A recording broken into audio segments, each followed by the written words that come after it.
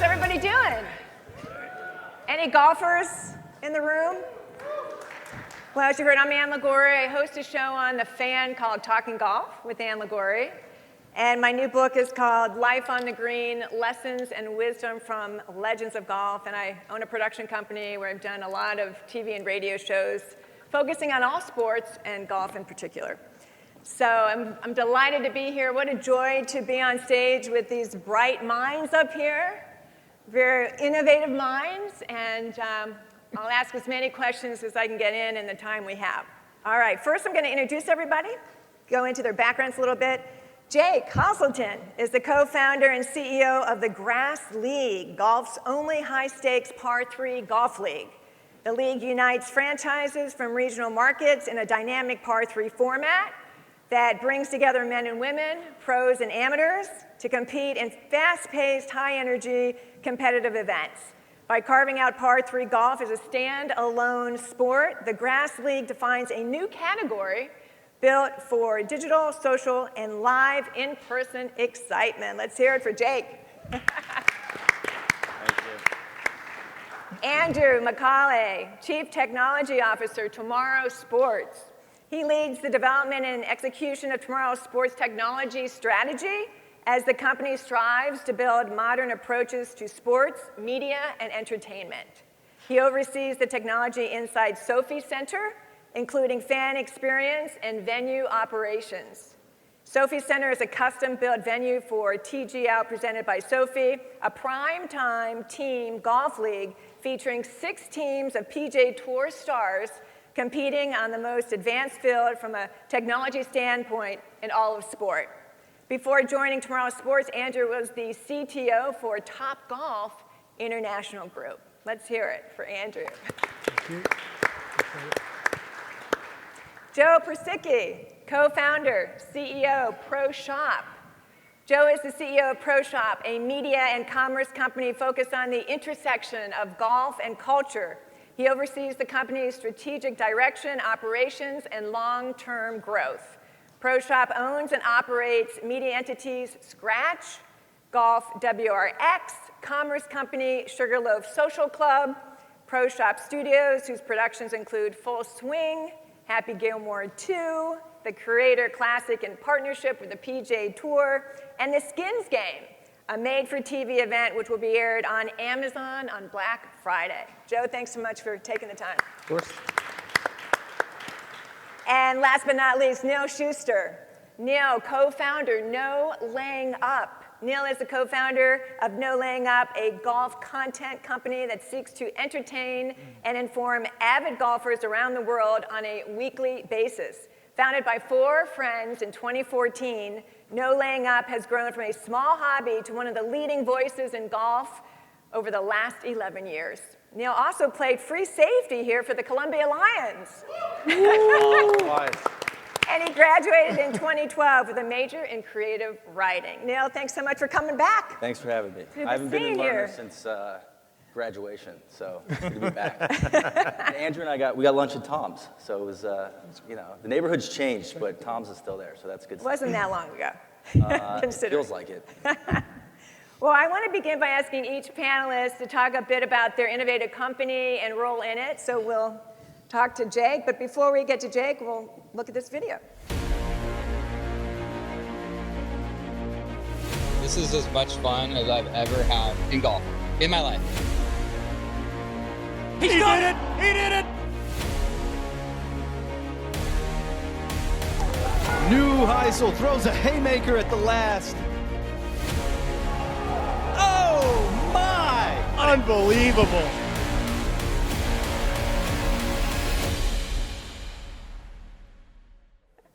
Tell us all about Grass League. Yeah, so we got started in 2019. We hosted a tournament at a par 3 course, and it was a 2-person scramble, played in team format, and we just automatically, right out the gates, looked at this event as it was going on and knew that par 3 golf was a category in the game that was untapped.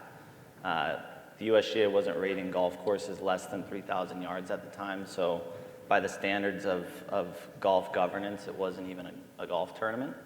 And really saw sort of those green pastures to go out and categorically take over par 3 golf as a standalone sport, which was part of the introduction. And some of the powerful things about par 3 golf are, you look at a traditional golf broadcast, most of the coverage is actually from par 3 distance and in. It's like golf's most memorable moments happen from those approach shots or the chip-ins out of bunkers, the long putts made. And that's really where the crowd is captured, both in a live environment and a digital environment. And so early on, we knew that if we had, sort of this dream scenario, you go to a golf tournament and it's just all par 3s, it sounds like a blast. And it's also very powerful. So that's sort of like the fan side, like kind of finding product market fit there. On the player side, what par 3 golf does, especially in a 2-person scramble, which is how we play our format, is it allows men and women of all ages, pros and amateurs, to be relevant natures in the format. And so it's a very powerful thing, not just for golf, but for sports in general, that you have this like massively broad competitor demographic that's competing out there. Same camera lens, same purse, same stakes, same rules across the board. So it's very unique in, not just in golf, but in sports. And so formed a league around it that's, from a governance and business perspective is set up very similarly to major 5 sports. And so you think about revenue share, what it means to be a team owner, your branding, merchandise, all the different revenue streams, creating content, owning your own channels as a franchise owner. That's some of the things that the Grass League, being the front office that we empower our franchises to do. And so when you think of New York City, it's home to the New York Bluebirds. How do we go out there and engage with fans to let you know that you're not just a Knicks fan anymore, you're a Bluebirds fan as well. So that's sort of the stage that we're at right now. We're just going to complete our 2nd season, and it's really cool. We're getting some energy and momentum around the teams themselves. We sort of found that fit at a league level, and now we're sort of leaning into fandom and creating rivalries and everything inside the ropes. We want it to be dramatic. All right, we'll get more into that in a second. I want to give Andrew a chance to talk a little bit about tomorrow's sport, but we're going to first watch this video. The night has arrived. This is the epicenter of the game of golf as it is reimagined in a way that feels just right for 2025. You ready for this?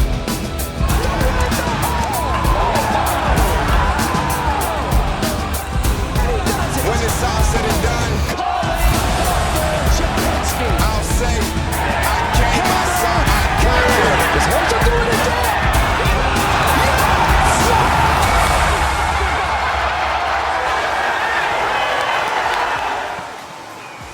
Tomorrow Sports founded just a few years back to try to create the intersection of sport, media, entertainment, and a bunch of technology added into the mix. And TGL is like the first product that we put out there. We had our first season last year. We're 73 days away from the new season starting on December the 28th. And the gist of it was to find a version of golf that was complementary to everything else that's out there already, but in a simple, competitive, and appealing format to everybody, not just the core golf fan. Simple in terms of it's 2 teams. One team plays another team in a match, 2 hours or less. There's a winner, there's a loser, there's season standings. They play for a championship at the end. It's like if you're a sports fan of other sports, the top 5 and all those, you understand that. So it's something new in the marketplace. Being simple and easy to understand was sort of key to the concept. Competitive, yes, it's under the lights, it's indoors, it's entertaining, but it's like super competitive. These athletes, elite in their sport, they are super competitive people, and it didn't take long for those rivalries to start getting. And then again, appealing to not just the core golf fan, but all sports fans who enjoy watching sports and probably wouldn't look at watching traditional golf. We'll get more into that in a second. Joe, Pro Shop? Thanks everybody for having me here. So Pro Shop was founded in 2023 kind of with the idea of bridging kind of golf and culture. So like everybody on this stage, golf is having this massively popular rise from a consumer-based standpoint. And traditionally those rises in golf have been driven by players like Arnie or Tiger Woods. But this was really kind of from the bottom up, from actual people playing more and more golf. Post-COVID, COVID was definitely a boom. And so my partner and I, Chad Mumm, set out and basically started down the path with a relationship with the PGA Tour. It took us about 7 months to get into place. It's a comprehensive rights deal that sits at the Pro Shop level. So Pro Shop is a holding company. And we really look at assets in the space and creating assets that kind of bridge golf and culture. And so we have 2 media assets, Scratch and Golf WRX, which we just acquired about a month and a half ago. Scratch is very consumer-driven kind of lifestyle of golf coverage. Golf WRX is for real golf sickos, as we call them. People with 100+ rounds probably registered who love to talk about shafts and heads and angles more than anything else in the world. And then we have our Pro Shop Studio group. And out of that, we kind of endeavor to do projects where we can build and create our own IP in the golf space with entertainment value, but that also have competitive play. So Skins Game is our first live entertainment production that'll come out on Black Friday, as Ann had mentioned. And we have had some fun kind of wins there too, because we executive produced Happy Gilmore. We brought the golf to it, which was really fun. Any sound you hear in that movie that's golf related is a 16-year-old that we found in LA swinging into a mattress, and I have pictures of me behind the mattress while this guy's swinging. It's the most beautiful sound I've ever heard. And then we own a third property, a commerce property called Sugarloaf, which was a small commerce brand, but the designer was a one-man band. He'd been doing things for about 10 years. Is recently, I think, doing some stuff with you, Neil, at No Laying Up. But we look at assets that are media heavy, media focused. Sugarloaf creates a lot of their own media. We don't do a lot of brand work or Instagram buying. They tell stories to sell their merchandise. And so holistically, we are kind of a golf and culture company, kind of leaning into this new wave of consumerism in the space. When do you have time to play golf? Not enough. Not enough. I'm going to try and sneak in a few holes tomorrow. Neil, No Laying Up. Yeah, thanks for having me. We got to get our hype videos. I know. We did. I was like, the media guys, of all guys. I know. We got a lot of video stuff on YouTube. But yeah, No Laying Up, founded in 2014. So next year will be our 12th year. It was a hobby for my older brother, 2 of his friends from college, and it's kind of born out of a question or an issue that we had, which was, why is golf coverage boring?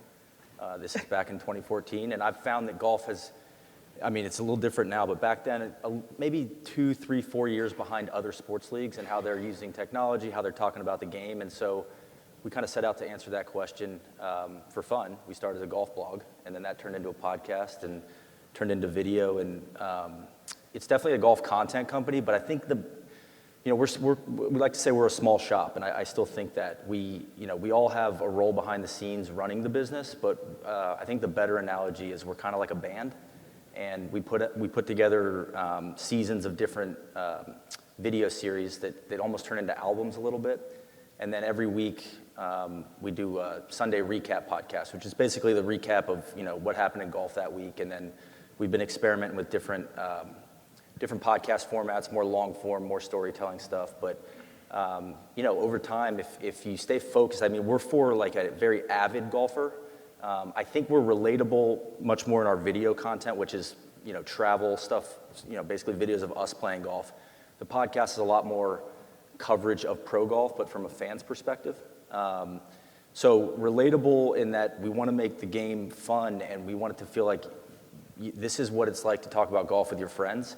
But we take the game seriously. So it's not, I wonder if I can jump this card off of a bunker, and, we try to take the work seriously, but not ourselves. So we've stuck to that, I think, focus over the last now 11 years, and yeah, it's turned into, the good thing about podcasting is there's a lot of inertia in it. So it's a lot more like books than it is like YouTube or some of these other platforms where you're not going to listen to a podcast unless it's like recommended to you by a friend. At least what I found. You got your 5 or your 10. It's the way someone would recommend a book versus, you'll kind of watch whatever video pops up next on YouTube or Instagram or, the Everything app. So in that way, if you build a small audience, that audience has snowballed for us, and it's been a lot of fun. So let me start with you, Neil, then. Yeah. The numbers I've read, you've been the #1 podcast in golf with over 50 million views and listens the last 2 years, with over 500 million impressions across all platforms this year. What's the key to building this audience? For us, I think it was it's kind of counterintuitive, but we never set out to build a business. We were just having a lot of fun doing it, and I think there's an authenticity to that we did not try to monetize or capitalize on a growing audience too soon. We make money with partnerships and advertising from like our bigger partners are Titleist, BMW, Yeti, but I think we're very thoughtful about who and when we bring those advertisers in for what videos or for what podcasts. And I think not having, we've never had any investors, so we've never had to say yes to certain things that, we never had to hit a number, let me put it that way. So a lot of it is number one, don't go out of business, but number two, don't mess it up is kind of, I wish I had a more innovative answer than that. I guess on the innovation side though, what we're, basically we're 4, 5, 6 friends talking about golf on a weekly basis or going on golf trips. I think what we've done a good job of is you're at the mercy of some of these platforms, and not all content, some content, we have to decide what is a podcast and what is a video. And one thing we did a really good job of about 4 years ago was we started going live on YouTube. YouTube basically allowed, set up where you could live stream. I think they were trying to take on Twitch and some of the gamers. And it was that might be interesting for us as an alternative to, people turning on Golf Channel after the Masters. And I love live from the Masters. I think Rich Lerner's massively underrated as a broadcaster. But back in 2000, 2001, everyone was mobile. And what I was starting to see is that a lot of people were watching our videos and the podcast that we had on video on their TVs in their living room. And I was I think that's very interesting to me. And so, we started going live, and we probably had, 500, 1,000 live viewers. And then, fast forward to the Sunday of the Masters this year, Rory wins, historic stuff. We had over 50,000 people watching live. And then if I look at those numbers on the back end, about half of those, just under half of those people were watching on a television. And I find that you're on the primary screen. So it's trying to figure out, we almost zigged when everybody was zagging towards mobile, and trying to figure out okay, how can I make some of these platforms, these new features work for us? And not all of them are going to be a good solution for us. We've had to pick and choose, because we're a small team, which platforms are we going to try to really invest in and own. And when that goes right, it's a lot of fun. You're man, we made the right bet. That's cool. So. Has the approach changed at all in the last, say, 12 years? I think it's hard because you get a loyal audience, and they, for lack of a better term, they want you to play the hits.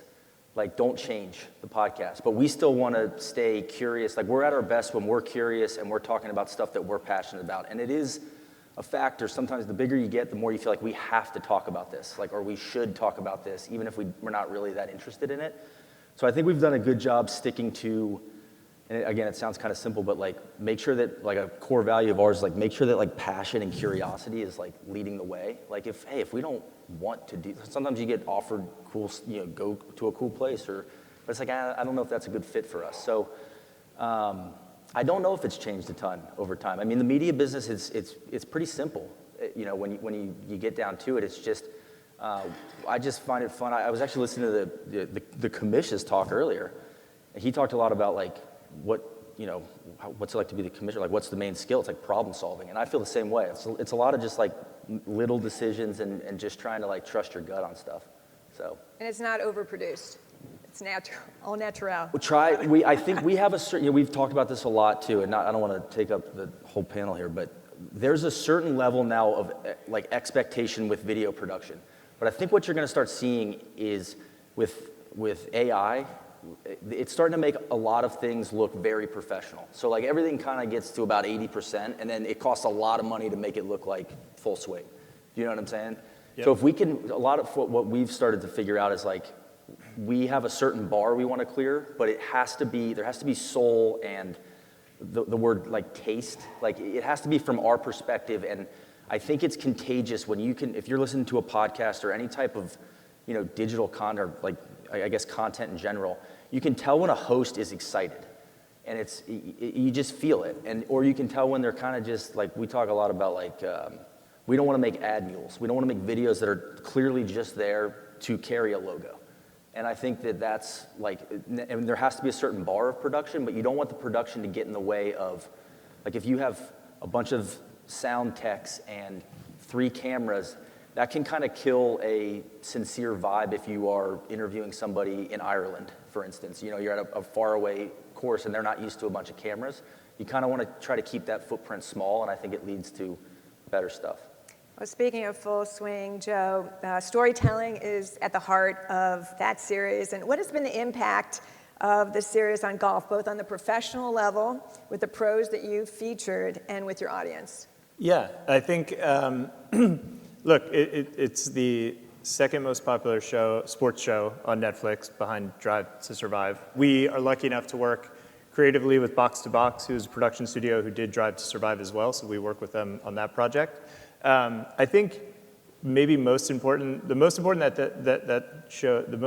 thing that show did was it was the first time that all the governing bodies in golf, so the R&A, the PGA Tour, PGA of America, Augusta, which is its own governing body, all came together around a show. So we got rights from all of those. Navigating that took nearly pre the start of Pro Shop. So it took nearly 9 years. I can't tell you how hard that is. Yeah. It took nearly 9 years to get done, and all the credit goes to my partner, Chad Mumm, on that one. He navigated those minefields. But I think that was hugely important for the game. It reaches 15 million people, so if you think about the number of golfers like in the US, roughly 40 million, like 15 million people globally is a really good number, and that's per episode.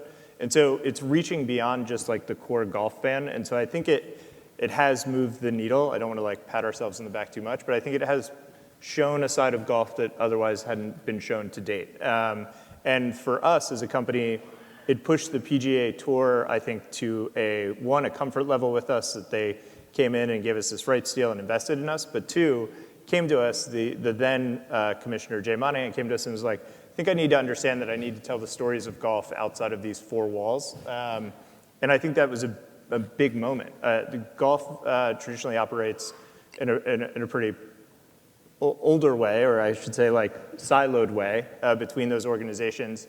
And so I think that was what I would say would be the most lasting thing that Full Swing ever did. Outside of that, look, the players had a lot of fun. I think they see the F1 guys and they're like, I want to be popular. I want to be famous. Golfers are not as machismo, I would say. I mean, they are competitive. They're competitive athletes. So I think some have shied away more than others. But I'm really happy with some of the great stories that we told, like Sahith Theegala. I think he was just coming up. We hit that his season, his story, hit at the right time, told an amazing story, and I think he's been on a pretty steady climb since then. And then you have the Joel Damons of it, who is just a great person and a great story, and it's sports and competitiveness and life can be complicated. And I think it really captured that, and it was a multi-season story. And so, look, I think contextualizing these athletes outside of just watching them on a Thursday, Friday, Saturday, Sunday is hugely impactful and important. And we've seen it in the NFL. The NBA is creating an organization much like Pro Shop within its 4 walls to actually forward their storytelling beyond just on the court. And so I think that these things can have kind of far-reaching impacts that can't totally be quantified, but qualitatively, I felt like it's moved the game along in a meaningful way. I mean, it definitely shows what it's like. People don't realize how tough it is to be a professional golfer. Yep. And Brooks Koepka, Yep. that's season 1, I think it was. Yep. And then he's actually started winning after that. Yep. But it showed a whole different side of these guys, and a lot of them wouldn't necessarily go public with any of that. Yeah. You know, Brooks has a tough guy demeanor. Who knew he was a big teddy bear? Like, and that's it's kind of that's the great thing about like having these moments with these folks inside their homes, which is a lot of access that, you know, we ask for and are lucky enough to be granted. And so it's wonderful. And how do you and your team decide what projects to focus on? Yeah, you know, I don't want to sound like it's too scientific. I think both me and my partner, Chad, have worked in media for a long time. I'm a news media junkie. Like, that's my background. And so inherently storytelling is a huge part of it. I think a little bit to what Neil was talking about, like there's the authenticity of it. So we don't want to approach projects where, you know, we feel like we're doing it for somebody else, like it's built if sold. And so we really organically come up with a lot of the ideas. I think I'll give you an example around Skins Game, right? Which is not, there will be storytelling leading up to it. There will be storytelling during the competitiveness of it. But honestly, that has some nostalgia for us. So, you know, we all, like Chad, myself, a bunch of other people at the company grew up watching Skins Game on Black Friday traditionally or early December. And we had the opportunity to buy the IP to it, which was important to us from a business standpoint. And so we just thought, what a great kind of like heritage thing to bring back and put on the golf calendar for the year. And maybe with a little sprucing up of the format, a little bit of storytelling, we can kind of like reinvigorate that franchise. And so it's not an exact science, but storytelling is kind of at the core of everything we kind of run at. We'll get more into that in a second. But Andrew, you launched in January of this year, 2025. What have been some of the keys to success in TGL's first year, would you say? Yeah, I think beyond the format that we created, right, which was all about how do you take a sport that, you know, whatever it is, 200 acres for the course. The fan, if you're in person, have a couple of choices. You can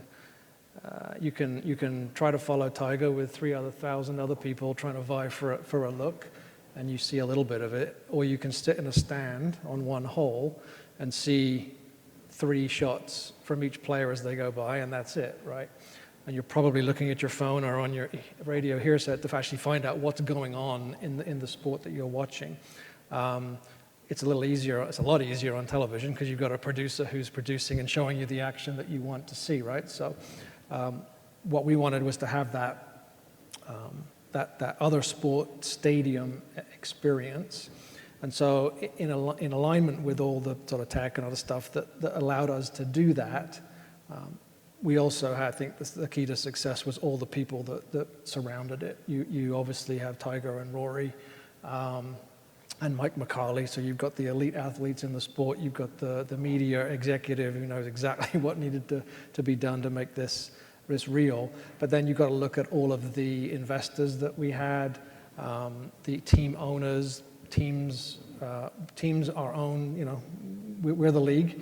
We sold franchises for other teams to have, and those owners, most of them have other experience in sports. You know, Arthur Blank owns the Falcons and he owns Atlanta Drive, and the list goes on and on of people like that. So I think it's not one thing. It's Mike's vision and the attention to detail on all of those things together is ultimately what I think drove some pretty good ratings and a huge foundation for season 2. And I'm curious about the technology that your field, it's played so much in making TGL successful and bringing golf to a new audience. Can you talk about the role of technology? Yeah, I mean, like unlike any other sport that I can think of, the tech is part of the game. If I don't know, if you're in football, soccer, and the VAR refereeing system goes down, doesn't matter. The referee can continue to referee. The players can continue to play. If our TGL tech goes down, then you have to stop the game until we fix it and put it in. So it can't go down, right? Basically, it can't go down. So we built a lot of resiliency into that. And then the reason or the way we got to have match in 2 hours is you cut out all the walking, right? So you hit your drive, you walk 4 or 5 minutes to get to 350 yards or however long these people hit it, which I can't do. But we're like 40-second shot clock. You hit that drive, you see where it lands, and we're ready for the next person to hit their shot. And when they're done, you're up again, and it is fast-paced. And so the fact that we have this sort of massive, supersized simulator at one end, and then a real green, kind of like Jake was saying, right? A lot of the exciting stuff happens with the chips and the putts, and so the fact that we have that real green at the other end of the field, the combination of the two, I think, is what made this unique. Any chance of bringing that shot clock to the PGA Tour? You don't have to answer that. Anyway, what's Rory and Tiger's input? I know they're co-founders and co-owners. How much input do they have, actually? Yeah, I mean, it was, Mike tells a story of his initial pitch of this whole idea to Tiger, and it was one meeting. He understood it. He said, yes, we're in, let's go, right? Like one meeting. And so they called Rory, he was in. So the initial concept, they were super involved in and then we gave them updates, because the interesting thing about building something for the first time, it was PowerPoint presentations and graphics and sizzle videos and getting input on here's the rules that we had to create the rules of the game. This is a version of the sport that didn't have rules. Yes, we had the USGA and the RNA rules to begin with, but we had to create some of our own. And so lots of input throughout that process. And then for me, the best input was when we built a couple of different labs through the development process in sound studios. So we were at Universal Studios in Orlando, renting out one of their biggest soundstage they had, putting a big screen up at one end and hitting golf balls into it and putting some nets up so we didn't break stuff. And then they would come in once I got it all working and check it out and give us feedback. And Rory came in one day and he brought his own launch monitor, which I knew he was going to do, right? And he was like checking my tech, right? So here we go. He hits 7, maybe 8 balls, wraps up his tech, puts it away, said we're good. Big sigh of relief on my part, and then off we go. So the input varied along the way, and then even during the season, you saw we make some changes based on player feedback from actual live competition, which by definition we didn't have the elite players playing live competition like that when it meant something until we were actually in the season. Right. Every time I saw Tiger in this, he was having so much fun. He had a blast. Yes. It's just all over his face. Yes. It was good to see him in there. Jake, Grass League is carving out par 3 golf as a standalone sport. What does that mean to the game of golf? I think that question has a lot to do with the players. Across all of the things that we're covering, right? You look at, and it spans across all things. It's like, all of us actually have very complicated businesses. It's not like make product, sell product. It's not a one SKU thing. It's like not even very clear how you price a lot of the different aspects of our business. But I think par 3 golf as a standalone sport, the first piece for us is the value that it brings to golfers, right? Golf is a very spread out sport. You can go play on the PGA Tour, you can go play on the TGL, DP World Tour, you can play in Europe, you can play on the Korn Ferry, all of the different tentacles of the PGA Tour, and really nothing is covering par 3 golf as a standalone sport, and so categorically, until, that's competition's always a threat, but we are focused on just being entirely par 3 golf pure. And kind of in my description of what the Grass League is, that's really the important piece, is that we have the opportunity to create a league that will determine who the #1 par 3 golfer in the world is. That person's name is Billy Haynes. He plays for the Tampa Bay Swamp Dogs, and it's based off of a point system that's assigned to all of the different tournaments that we've held thus far. And so the ability to have that be at the core where we can look at and create the #1 par 3 golfer and tension around the top 10 of who's going to become the #1 par 3 golfer is very important to us carving out par 3 golf as a standalone sport, right? We are differentiating ourselves from, you know, in many ways like the media guys over there. Sure. It's a huge tie-in for us because we're at a point where, and we're different from the TGL, where we have to create our own celebrities. Like, we need everyone to know that Billy Haynes is a legend that's been playing golf competitively for umpteen years. No, not teen, 25 years. He's played on tour a couple times. He's a 6-time New York State AM Open winner. And we have to create Billy Haynes as a celebrity that lives within and plays within the grass league. And the reason it's important that it's a standalone sport is because competition is at the core. There's a lot of different like golf media out there right now. You pull a 20-year-old golf fan off the side of the road, and that person's favorite golfer might be Garrett Clark, who doesn't even play on the PGA Tour or European Tour. He's a golf influencer that plays for Good Golf's Golf Channel, and that's just very interesting. Our bet is that over time, 10 years, 100 years from now, competition will reign true, and people want to watch the best do what they do, and so currently that's Billy Haynes. I love it. Are you a par 3 golfer yourself? You know, I've gotten a lot worse at hitting drivers since this whole thing started. I play a lot more par 3 golf than I do full length. The grass league is way out of my league, and I'm better suited at the front office at this point. Can I just say, I'm a massive fan of like par 3s being a bigger part of the future of golf, and for a couple of reasons. Like, if you look right now at golf course development, when I was growing up, it was all in Atlanta. It's like a bad subdivision courses. Basically, golf courses there to sell houses, which is, you know, that's great. What's being built now?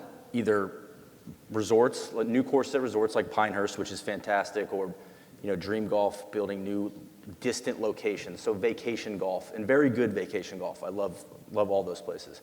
Or it's kind of the other end of the spectrum is like ultra private, you know, a billionaire's like retreat. You know, places like a Hoopy Match Club, fantastic, right? But Ladera out in Palm Springs. And what's not being built is stuff that, honestly, people like all of us in this room are gonna be able to play on an everyday basis, like regular country clubs that you'd see around in the tri-state area. But I think there is such an opportunity to take some rundown courses, some municipal courses, and stop saying that they all have to be 18 holes. Because a lot of these resorts also have short courses, and when you talk to people that go, they're like, what's their favorite part about Bandon Dunes? The preserve. Right, 13-hole play it first course. before any other course. And so I love the way Jake's approaching this of like, if you start to turn it into like, what, I can compete at this as well.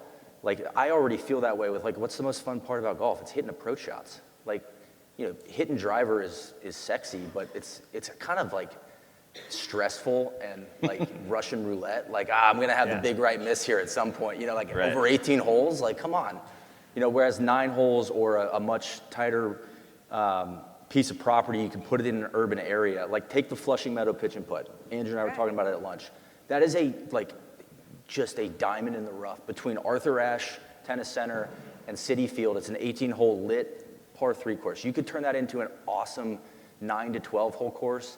It already has the lights. Being able to make golf a profitable business with less land, and, you know, you can stay open from 8 a.m. to midnight, that makes it like, you have to make it a good business. And I think par 3s offer that, as well as what you see in the simulator space. So I think 5-iron here in New York City, and a lot of these, you know, a lot of people are experimenting with different, I guess, models of like indoor golf businesses. So I think those two things are awesome. I just wanted to call that Sure, out. and to do it within a 2-hour time frame. Yeah. Not 4 or 5 hours. It's quick, it's action-packed, it's, you know, like that action-packedness, and then the lighted aspect. So we actually, a separate part of our business, we own a 18-hole lighted par 3 golf course that's dubbed the home of the grass league until we continue to expand And where is that?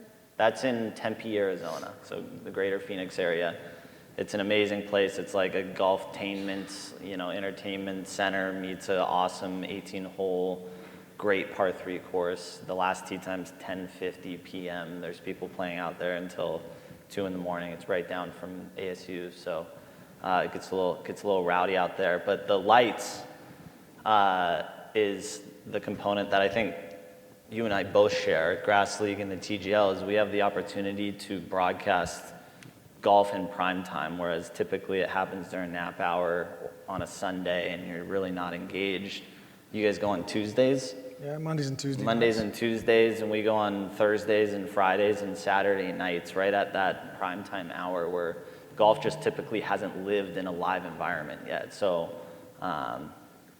just tooting our own horns, I guess. Oh, I got to look up Billy Haynes, though. I wasn't familiar with his game.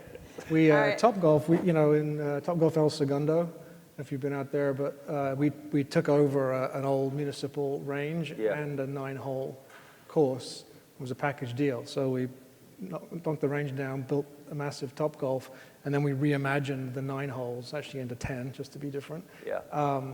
And it was like, it's a superb experience. And then that 10th hole, we even stuck like a top tracer on it, so you could get your little take-home video as if you were on TV with the trace and all that stuff. So I think that's... Well, and there's just a lot of talk the last 5 years with this golf boom that you were talking about, of like grow the game. Yep. It's like, I think these are actual ways to grow the game. Like, if you want to get kids to play, you're going to lose their attention over 18 holes. Yeah. You got to give them a place to like, and you should start by like learn how to chip and putt, and then you move back as you go, and you can get you can get really good playing a par 3 course for years and years. So I just hope that becomes like more of a thing of a league, like almost like its own thing in golf is great. I love it. You have a whole support system up here. Hey, let's go. All right, I'm going to throw out a couple questions, and whoever feels like answering. How are your companies reaching the female demographic? I'll take that one. So we, on the media side of the business, like our 2 media sites, so we struck a similar deal to our deal with the PGA Tour, with the LPGA, in the past 3 months. They have a new commissioner, Craig Kessler, is an amazing person, was at PGA of America before. I see, if you just look at the general boom in women's sports, I think the LPGA has gotten a little bit of a bad rap because of kind of the dispersion of its players internationally. I think that's actually a strength and a really unique opportunity to tell a global story around that sport. And I know that Craig there is very focused on that. And so we're leaning in. We hired a woman, Addie Parker from Golf Digest. She does all of our LPGA coverage. We can now shoot on site there, which is a big differentiator for us. It's similar to the PGA Tour deal. And so we're creating a lot of content in and around the sport, and I think you'll see us lean into it in 2026 in a major way. We're talking to them about doing more kind of like broadcast level projects. We haven't landed on one yet, but I'm hopeful. And I just think there's a really interesting story to tell there. So we're leaning in. It's great to hear. Yep.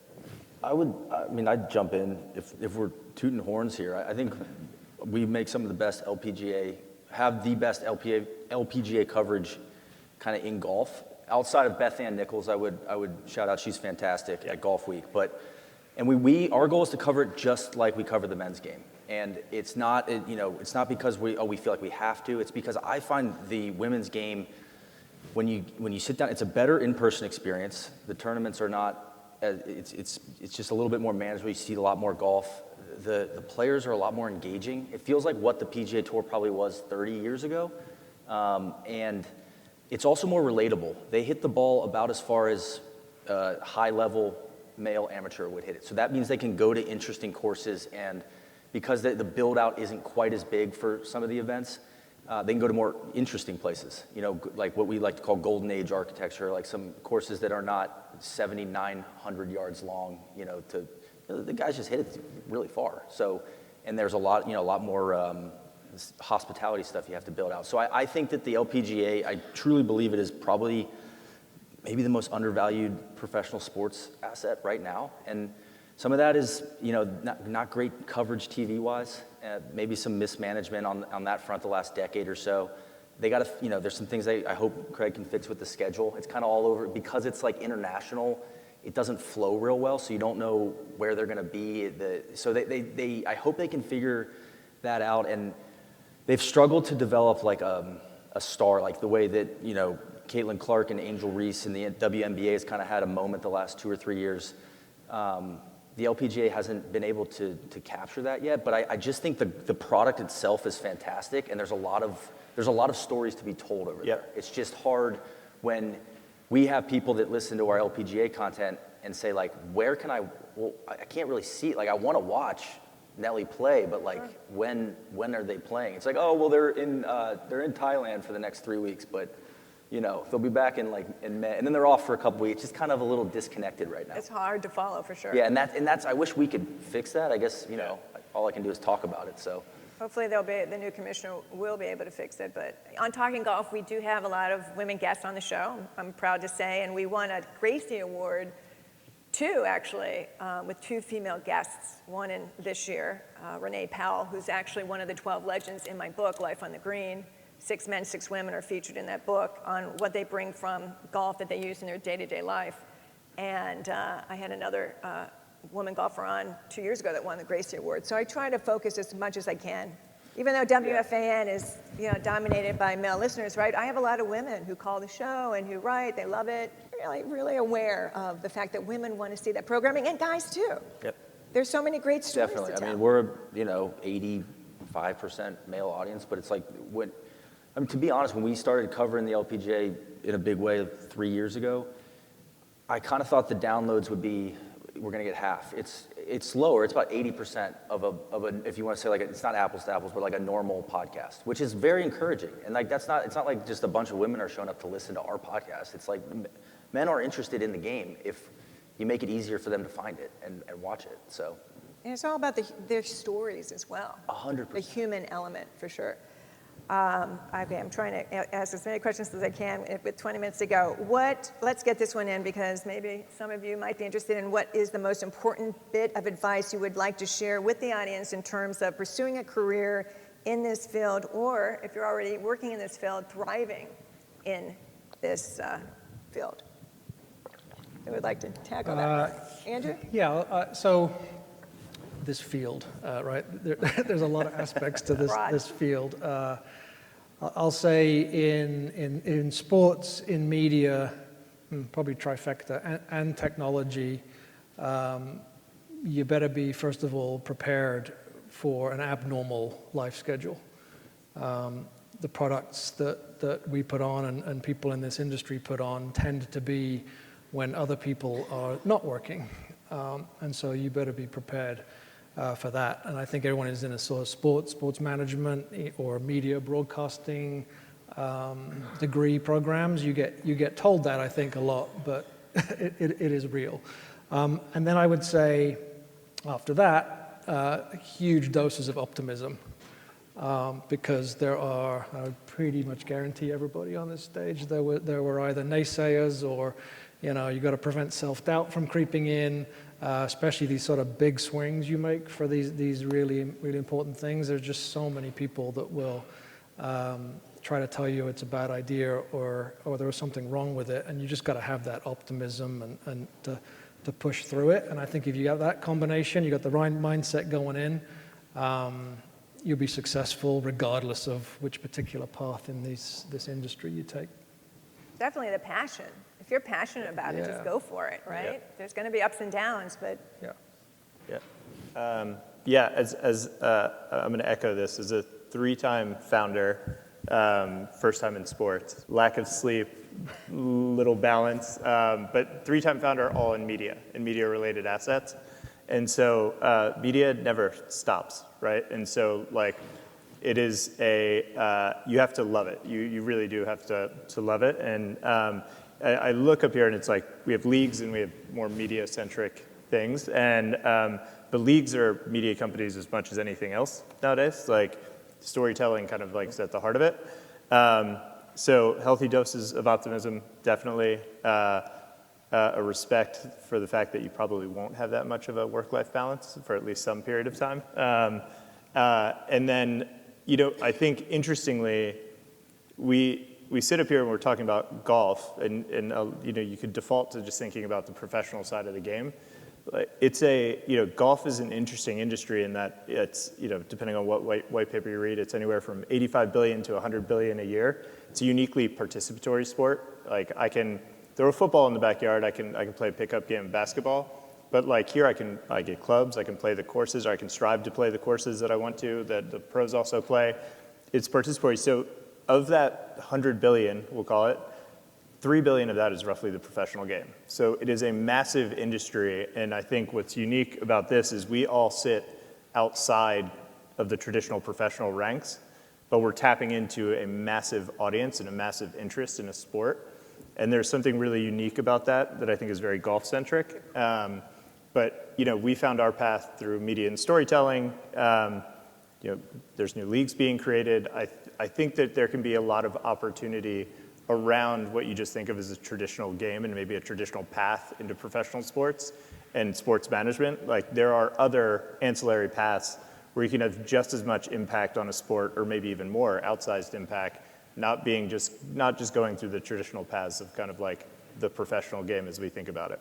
I think that just continues to increase with technology, the way stories are told, the way we reach each other. It just like continues to grow these like offshoots of these professional games. How about you, Jake? Any I lessons from your first year? I think sports are one of those things where there's a massive participation early on across all sports. You grow up and it's like an activity that you do as a kid, right? So everyone has played sports to some level. I think looking at the four of us, right, we grew up probably playing golf, I'm assuming, and we're kind of just like being the change we want to see in the world, like telling golf stories, or all of the things that they're doing from the perspective that they want to see, right? Like going back to what Neil was saying, covering things that they want to cover. Same thing with TGL. It's CTO, technology background. How do you add that technology to golf and a sport that you care about? Same thing with me. Love par 3 golf. I see this opportunity for competitive golf to have more opportunity than just the top 125 FedEx Cup professional golfers. And so it was like I have this, sort of built-in motivation that's sort of just innate in my, nature and like desire to do cool stuff. And, you don't really grow up doing other lines of business. You don't grow up playing real estate, right? You grow up playing sports. So I think it's a cool industry to get in because it's fun. Like sports are amazing. You have all this build up, whether you're covering it or you're building these events, and then when these events pop off, you kind of just take a look around, and it's a pretty glorious moment. We all love what we do, for sure. Correct. I would add Yes, one yes. thing. How many students are here? Raise your hand. Oh, good stuff. I'll go a different direction. If I was going to give you advice right now, and I think I've said this before, I'd go to office hours. That's my biggest regret from going to school here, is that you got Nobel Prize winners, you got experts in every field, and they are paid to basically sit in a room once a week, and you can just go and talk to them about anything, obviously going with a purpose. But I started my career in selling software, and I realized pretty quick that a lot of the business world is basically getting on the phone or getting time with a decision maker, but basically an influential person or somebody that is an expert of some kind, whether it's in business or something else. And I found a lot of the professors when I went to school here that was intimidating. But like the earlier you can get in there and like honestly like see how you do. Like, can you hold a conversation with them? Can you talk to them? Can you what are you like? Can you develop a curiosity in talking to them? I think is massively underrated in like college education, and I'd say that for both undergrad and business school, because then you get out in the world and you're like, oh man, the job, if you're in mainly like a sales or business background, is kind of just like interacting, right? And Sure. Are they curious in what you have to say? Like you kind of developing a perspective. And I would say the same thing if you want to get into media, is like start now. Like, do you want to write? Do you want to make videos? Do you want to podcast? Start doing it when no one's listening, and learn if you actually like doing it when nobody cares. So for us, like the fact that there were 4 of us is probably what kept it going for the first 18 months, because I'm writing a blog post about the Valspar Championship. Like nobody's reading that except my brother's laughing. So then it makes it feel like, oh, well, it's still kind of just this inside joke. And if you keep at it and you enjoy it and you'll do it for free, then that's a good sign that like, hey, if there is a way for you to, turn that into a business over time, it's just going to take a lot of time. So you got to learn if like, are you in it? I think we're on like podcast like 1,082.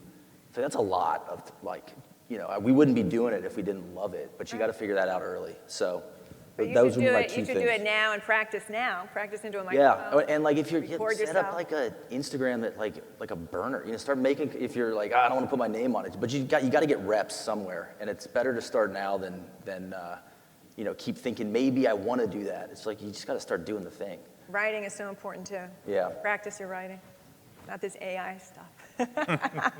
Joe, I wanted to go back to Happy Gilmore 2. Can you talk about Pro Shop's involvement in that and 48 cameos in the movie? Yeah. I was one of them. Were you? I was a TSA agent at the end of the movie. I love it. I went to Newark. I was there for like 8 hours. And I finagled my way into the scene. You should. TSA agent number 2. It's a big waste of my Are you time. on SAG? No, I was with a bunch of SAG members, and I think they were like, "What are you doing here? Get this scab out of here." All right. It's funny. You're not the first person I've had that conversation with. It was fun to watch. Our head of people, his wife, walked up to us on set and was like, I'd never met her before, and she was like, "Hi, I'm Nick's wife," and I was like, "Oh, hi," and I was like, "What are you doing here?" And she's like, "I'm an extra." And she's like, "I just wanted to come out and be an extra for the day." I've always wanted to see how a movie got made, so that's why I finagled Can my we way see in. you in it? Sorry, I we're digressing no. here. I'm sorry. We're What off minute? the rails. What minute? Yeah. You know what minute you were on? Literally, like right before, like when they go through, the baguette scene. Okay. When they're like beating up the ticket guy, and then they walk through. So everybody go rewatch this. We're going to have to rewind, exactly. Anyway, I'm sorry. Go ahead. So I'll say, so a part of our deal with the PGA Tour, we represent them in Hollywood. There was a similar deal that Skydance struck with the NFL a few years ago. In this particular case, we didn't actually pay them. We just agreed to it in our rights deal and our terms. And so the outside of it was, can the PGA Tour get more involved in kind of Hollywood productions, get their marks involved in more stuff? Again, the idea of building outside of their four walls. We unsuccessfully tried to get them in Happy Gilmore, but that spurred a conversation where they were like, we need golf. So Happy Madison Productions came to us and they were like, we need your expertise. So we arranged all the players to be there. Interestingly, those players gave more time to that movie because it was Adam Sandler than they do like some of their sponsors. Like they were on set for 9 straight days, which is like unheard of. I think their sponsors, like Rory gives Nike like 3 days a year.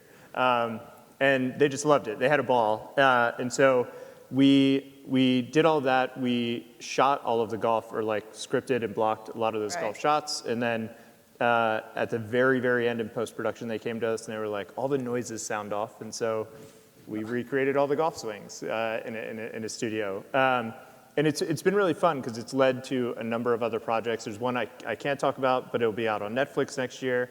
It's a golf project with a really well-known comedian. I think it all kind of goes to this idea of golf having this boom again and this kind of cultural relevance. And so we've found this nice little path there that's really fun for us, if nothing else. I love it. Bad Bunny was amazing. Bad Bunny was amazing. Bad Bunny, I got to send pictures with Bad Bunny to my little girls, and they were like, "That is the coolest thing in the world." And I was like, "Yeah, golf, guys, golf, coolest thing in the world." It is. And just a follow-up with the skins game. So each player is going to start with $1 million. Is that how it works? That's how it works. So what's interesting about our format is we found 4 players who got what we were trying to do. Now, in the scheme of the purses that they play for now, $4 million isn't the biggest thing in the world. But unique to this format is 4 players. They start the day with $1 million. Whoever wins hole 1, their number goes up, everybody else goes down. So we didn't pay them appearance fees, and I think that's an important note of distinction. A lot of these made-for-TV events, they get these massive appearance fees, and it feels to us, at least at Pro Shop, it's kind of sucked some of the competitiveness out of it a little bit. And so their appearance fee is that $1 million. They could walk away with 0 at the end of the day. They could walk away with $4 million. They get really risky. But it's what you leave with at the end of 18. If you don't make it through to 18, you're out. And so it's a different set of risks. And what was amazing is JT was the first one to sign up, and he was just like, I'm in it, I get it. Xander Schauffele, who's actually sometimes camera shy, was like, I 100% get it. I want to take all their money. I'm in. And it just kind of cascaded from there. And so we're really excited about the format. And the other two are? Keegan and Fleetwood. Awesome. Little redemption for Keegan after Ryder Cup.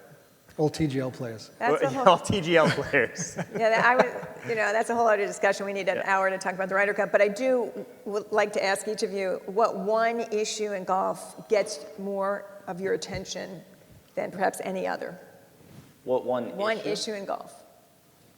As it pertains to the grass league? Whatever, this overall issue. I need to think about this. You guys throwing this locked out. and loaded?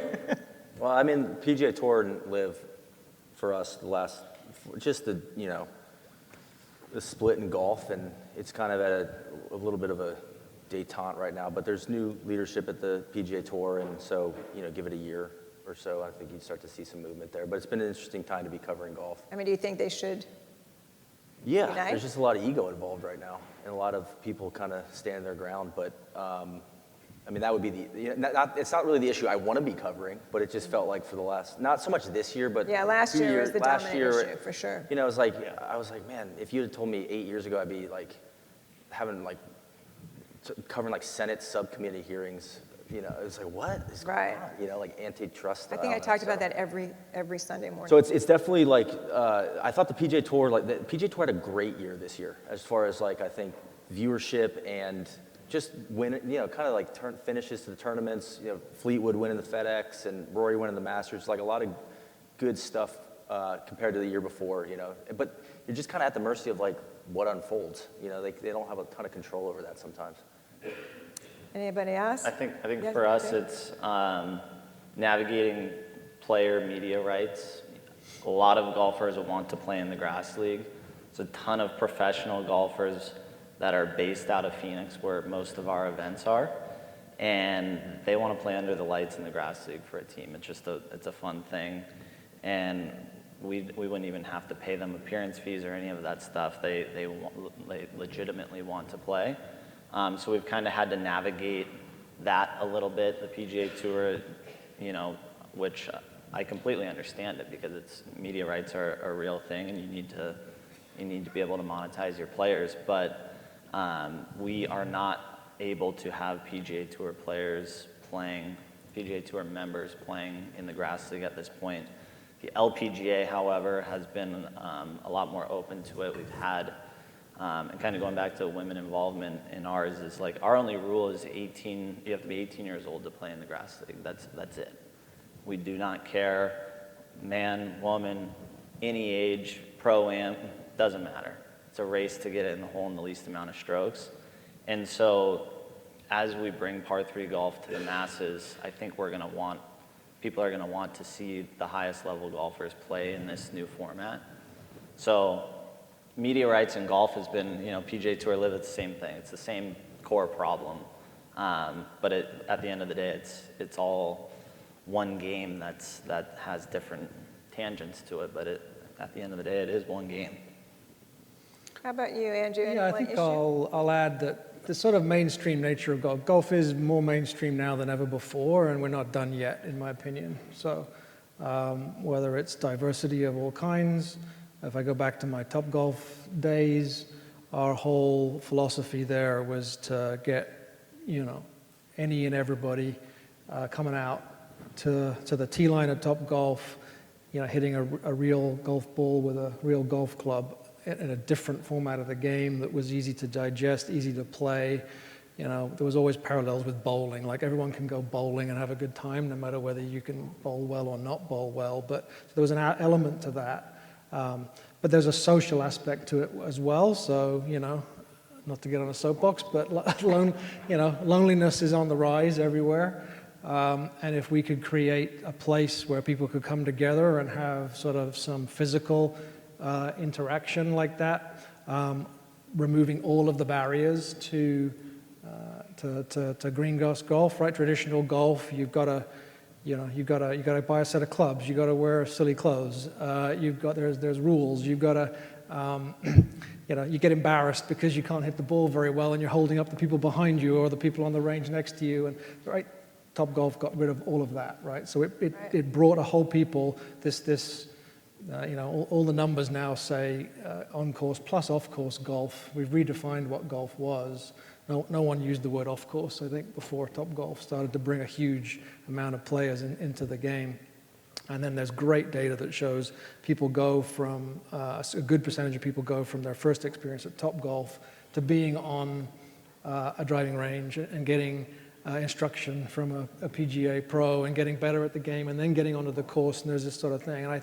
And then for me, that journey continued in TGL because this is sort of like a modern version of professional golf. And if we get more people watching golf on television that wouldn't dream of it before, the cycle continues. They might go to a Topgolf, they'll listen to a podcast, they'll watch a show, maybe par 3 is easier than a full course, right? It all connects to like bring everybody of all varieties of people into this accessibility really cool and sport. affordability too. Yeah, exactly. And I do a lot of work in Ireland, and they have 1/3 of the world's links courses.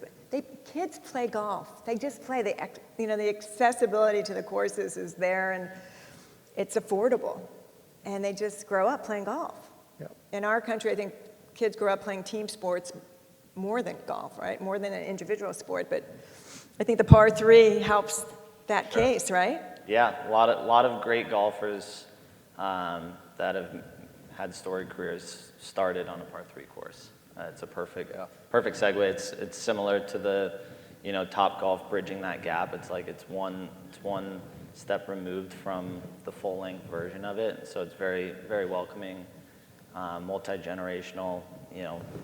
Grandma, grandpa, all the way down to the kid can play on the same tee box. It's got a lot of cool features like that make it great. Well, we're out of time. This was great. Thank you so much. I was going to ask you, do you get to play golf? We'll save that for the next time.